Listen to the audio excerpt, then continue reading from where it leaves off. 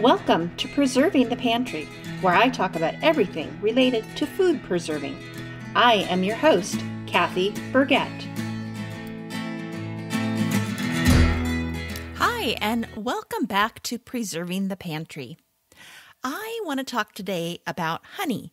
Now, we have honeybees. We have a few different hives, and every year, if I'm lucky, I can harvest honey off of those hives. And each hive, well, it depends, the yield varies, but I can get several gallons of honey on a good year from a hive. That's a lot of honey.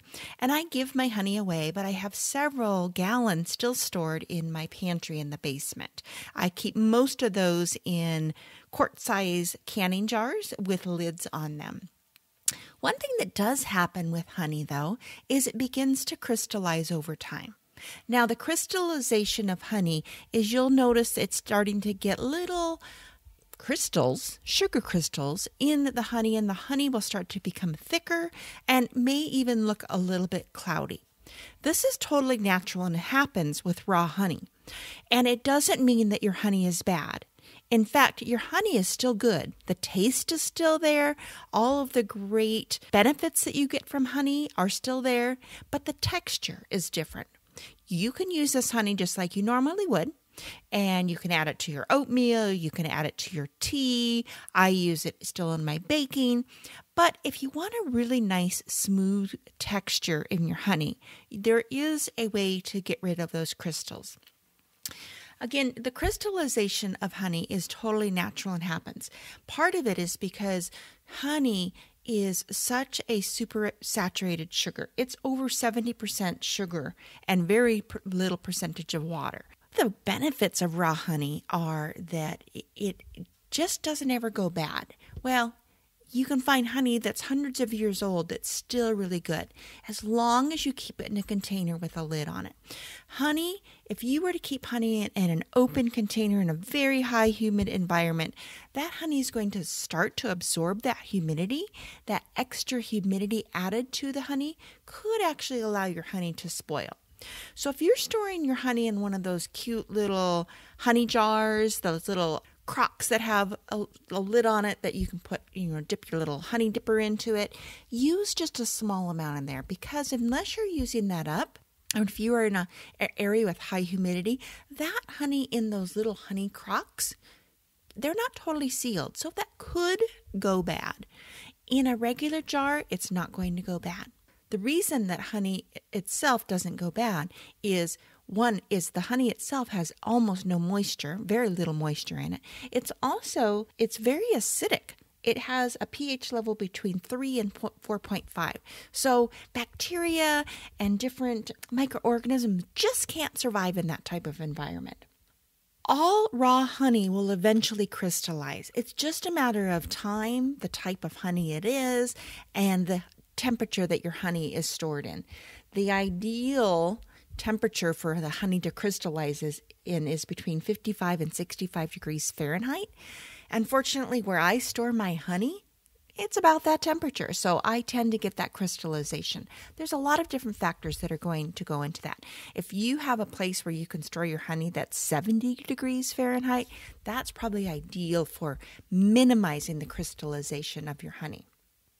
So when you find that your honey has crystallized, again, it has not gone bad. Do not let that honey go to waste. Use it as it is. If you want to get rid of the crystals, there are a couple things that you can do.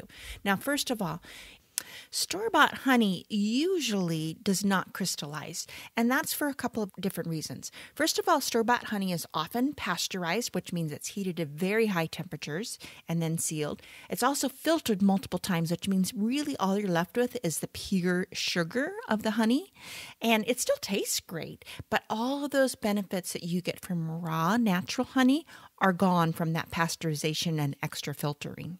The honey that I'm talking about is raw honey that you get, and you can sometimes you can find this at a store, or you can find it from a local honey maker, or anybody that raises honey usually has raw honey. So you want to still maintain those benefits of raw honey, so do not put your honey in the microwave. That heats it unevenly, and it also you'll start to lose some of those benefits of the raw honey. One method that I do use is I will take a small amount of the honey, maybe 1 to 2 cups. You don't want to do too much at once because the crystallization will return over time. And if you keep doing this process multiple times, eventually your honey, the quality of your honey will start to break down. So put a small amount into a jar. I use my canning jars, and I just scoop it out and put it into a jar, and I put a lid on that jar so that I don't get any moisture into that honey. I place my honey either in a bowl of hot tap water that covers the jar just above the level of the honey, and I just let it sit there. Or I've also done it where I've put it into a pot of water with the water just above, again, the level of the honey, and I put it at a very, very, very low temperature. I have a very small burner on my gas stove that's called a simmer burner, and I just put that on just so that my temperature of my water maintains about 100 to 108 degrees Fahrenheit, and I just keep it there. Sometimes I turn it off if I feel like it's getting too hot, and that will slowly begin to equalize the sugars in that honey and break down those crystals, making it nice and smooth. Now again, those crystals will return over time, so it's not a long-term solution, but it will make your honey nice and pourable and smooth for right away.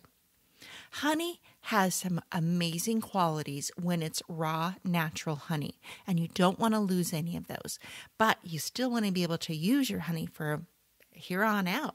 And remember, your honey does not go bad, but it may have those crystals in there. I hope that you are able to use your honey for a long time here on out. I'll see you next week in the pantry. Thanks for listening, and be sure to tune in again next week for more episodes of Preserving the Pantry.